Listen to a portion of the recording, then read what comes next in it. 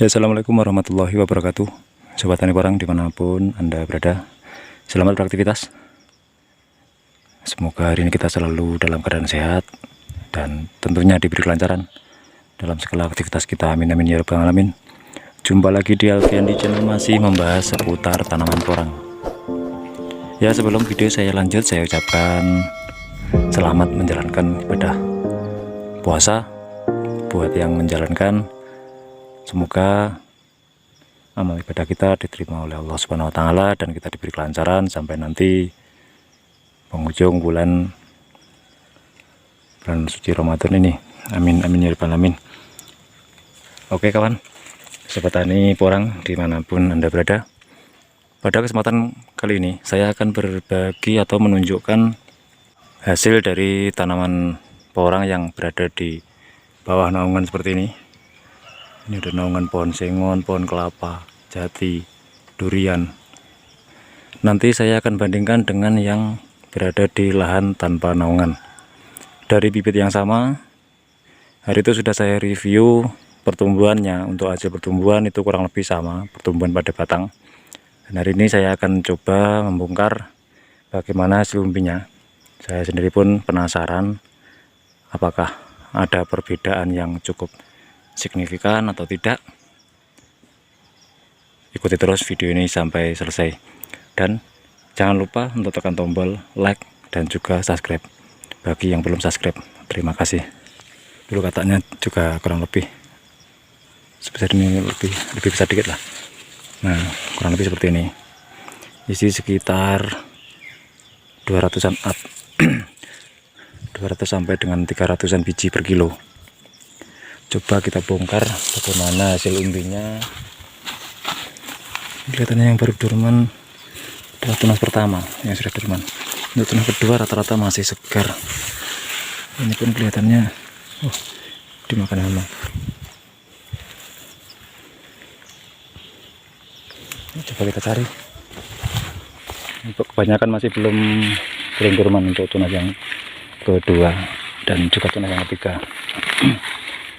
Kita coba bongkar ini yang tumbuh sampai 2 tunas. Ini ada yang sudah dorman. Kita singkirkan dulu katanya biar enggak tertimbun. Oke, langsung kita bongkar yang ini sama ini nanti buat contoh, buat perbandingan dengan yang di lahan tanpa naungan. Bagaimana hasilnya?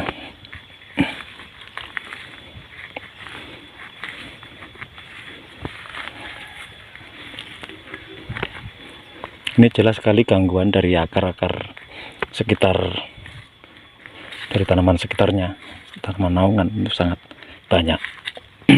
Ini akar putih-putih ini akar dari tanaman-tanaman sekitar. Nah, seperti ini. Ini ada pohon pisang juga sebelahnya, sangat dekat. Nah, ini kalau yang tumbuh lebih dari 1 tunas, dia sampai 2 tunas, 3 tunas, dia pun hasilnya juga lebih besar. Tidak sama dengan yang tumbuhnya cuma 1 tunas. Ini ada, nah ini kisaran ada sekitar 2 on ini. Ini kalau 1 kilo isi sekitar 5 atau 4. Nah, kita coba bongkar juga sebelahnya ini. Bagaimana? Apakah bisa besar juga? Ini juga tumbuh lebih dari 1 tunas. Ini akarnya.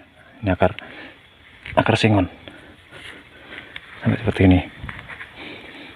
Perebutan nutrisi sudah pasti kalau kita tanam di lahan bawah naungan, tapi semua ada kekurangan juga kelebihannya. Kalau pada waktu atau pada masa hidup, pada masa pertumbuhannya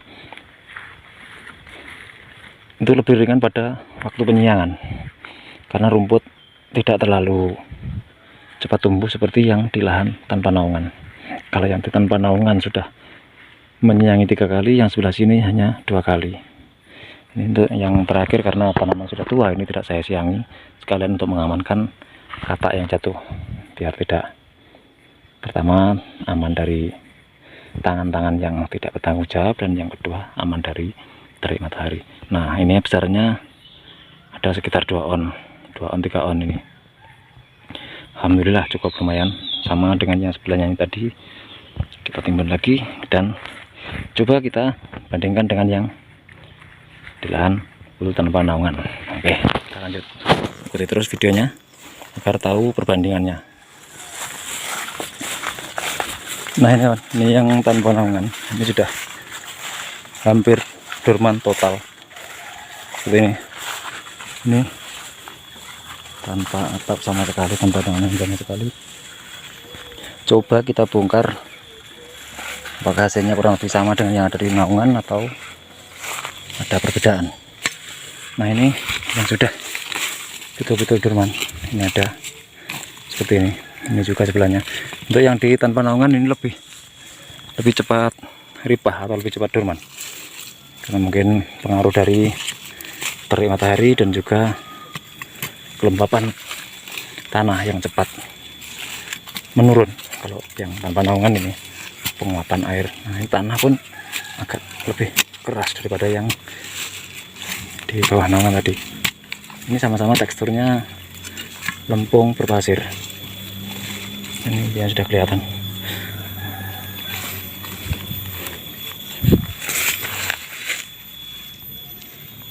Bismillah.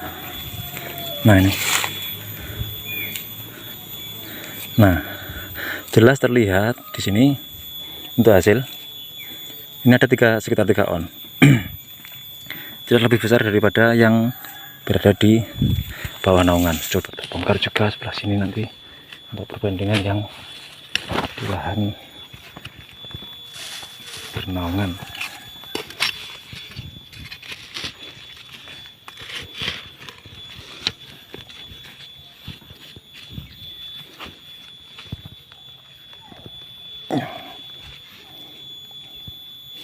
Ini kurang lebih sama juga, kisaran 3 on. Nah, kita kumpulkan di situ.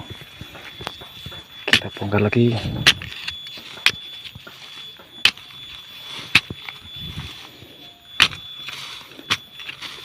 Agar lebih yakin. Nanti kalau perbandingannya cuma sedikit masih meragukan. Kalau sudah beberapa batang atau beberapa umbi, saya sendiri pun lebih yakin nanti untuk memilih lahan mana yang paling bagus. Nah, seperti ini.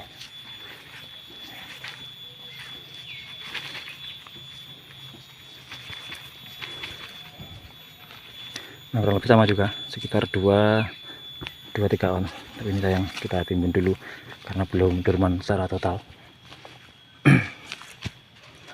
Kita timbun di sini. Ini sebelahnya sudah dorman total. Batangnya sudah tidak ada nih. Ini tinggal lubang. Tanahnya agak keras. Ini tekstur atau kandungan lempung lebih banyak daripada pasirnya, jadi ini lebih keras tanahnya.